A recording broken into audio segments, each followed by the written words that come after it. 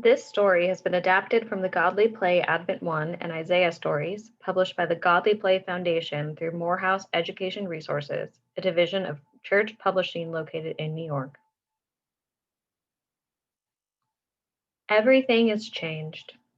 It is now the time of the color blue. Blue is the color of getting ready. It is the color of the sky just before dawn. Advent is the season of getting ready. Blue is also the color of Mary, the mother of Jesus.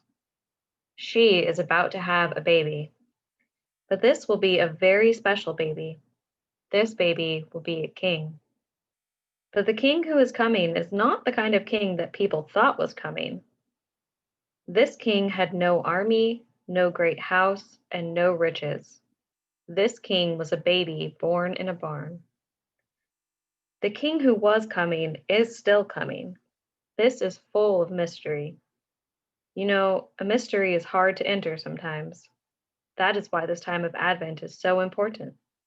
Sometimes people can walk right through a mystery and not even know it is there. The church learned a long time ago that people need a way to get ready to enter or even come close to a mystery like Christmas. So the church says set aside 4 weeks to get ready for it. During this time, we are all on our way to Bethlehem. We are all making the journey.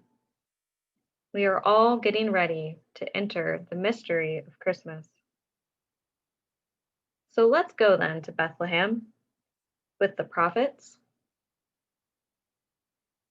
the Holy Family, the shepherds, the angels, and the Magi, and all the rest to make the journey that was not just back then, but is also now.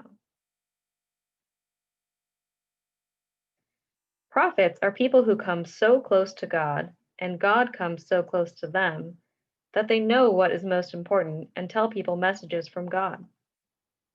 Sometimes, God's message is a warning for people who are not living in the best ways. Sometimes, God has a message of hope for people who are going through a difficult time. And sometimes, they point the way to Bethlehem. They didn't know exactly what was going to happen there, but they knew this was the place. This Sunday, we remember the prophets. This is the prophet Isaiah. He pointed the way to Bethlehem and is showing us the way too. God came close to Isaiah, and Isaiah came close to God. He told the people of Israel that Jerusalem would be destroyed, but also promised that God's light would break through while everything felt very dark, and that this light would come to the people when a child was born. A child who would be called Wonderful Counselor, Mighty God, Everlasting Father, Prince of Peace.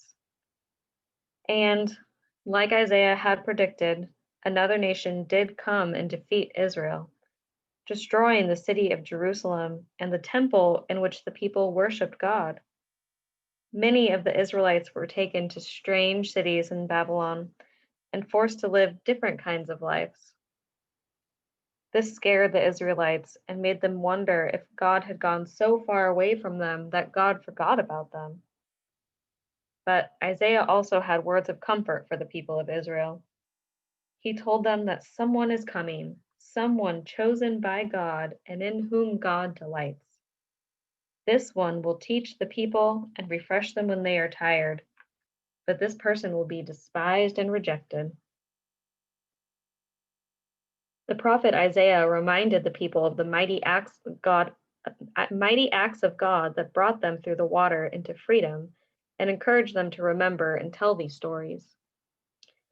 When the people remember and tell these stories, they will know who they are and where they came from. These stories will be like a statue that has been cut from a rock to show them the way. Telling the stories of our faith ancestors helps us to prepare for the coming baby king. Even today, we tell stories from a long time ago that help us remember who we are and help us understand how God invites us to live.